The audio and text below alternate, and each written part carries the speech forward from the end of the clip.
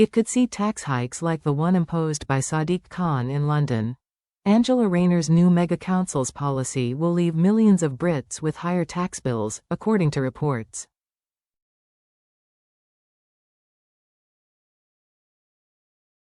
The plan will see more mayors across the UK who will be able to impose the mayoral precept on their constituency, reports The Telegraph.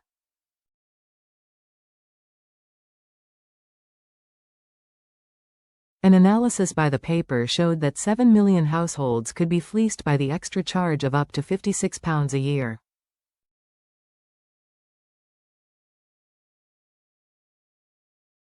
The optional charge set by the mayor is intended to raise money for local projects but could anger Brits who already saw record tax rises in October's budget.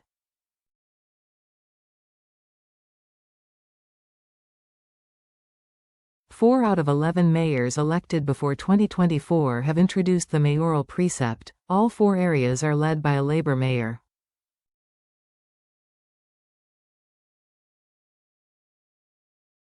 These areas include Cambridgeshire and Peterborough, Greater Manchester, the Liverpool City region, and London.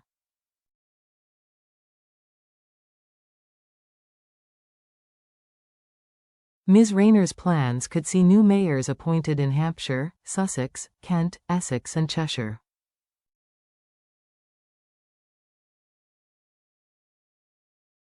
The Deputy Prime Minister said, "Mayors will be hardwired into the fabric of how we govern and will lead the way on house building, transport skills, and more."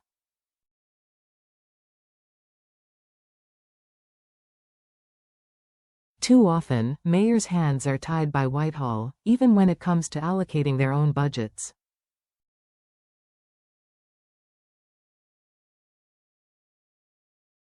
So we will create a clear and transparent route for all mayoral combined authorities to receive an integrated settlement.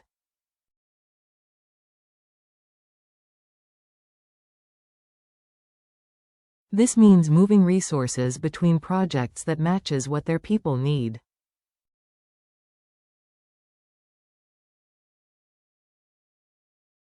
Taxpayers will be left to foot the bill for the debts of smaller, failing councils that get abolished.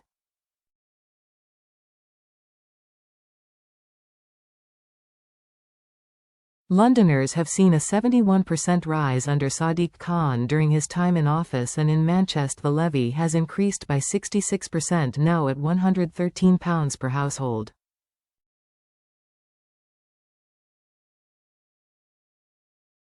Kevin Hollinrake, the shadow housing minister, said, "Conservative mayors like Andy Street and Ben Houken did not charge a precept, but Labour mayors typically use this as an excuse to hike everyone's taxes, as high as £471 a year for a Band D property in Sadiq Khan's case."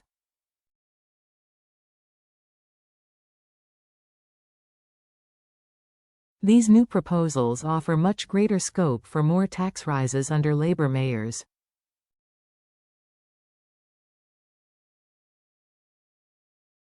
Earlier this year, there was controversy surrounding the mayoral share of council tax in Cambridgeshire and Peterborough as it tripled from £12 to £36.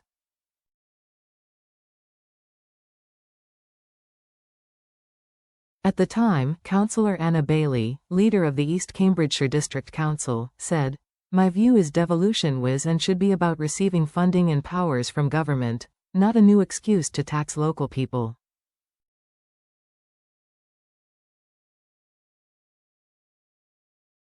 Ms. Rayner's new policy has been met with criticism and concerns over rising costs.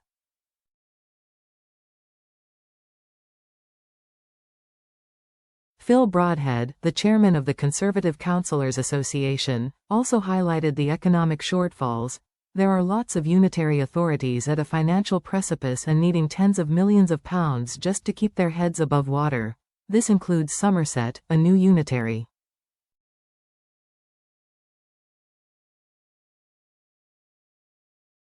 That is not sustainable. Councils of 500,000 over big rural areas will begin to lose their identity."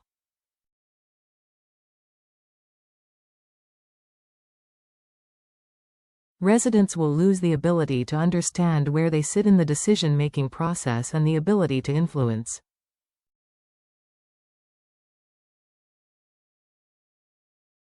It comes after the government paved the way for council tax to rise by an average of £110, despite Labour promising not to raise council taxes for working people.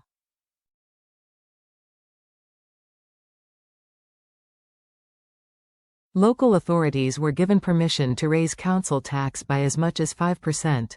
A Ministry for Housing, Communities and Local Government spokesperson said, "The mayoral council tax precept was introduced under the previous government and we've been clear any precept must be affordable and proportionate to their needs."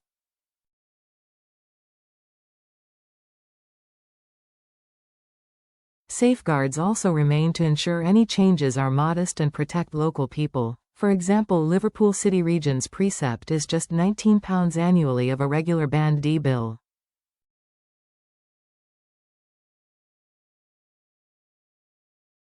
Quote,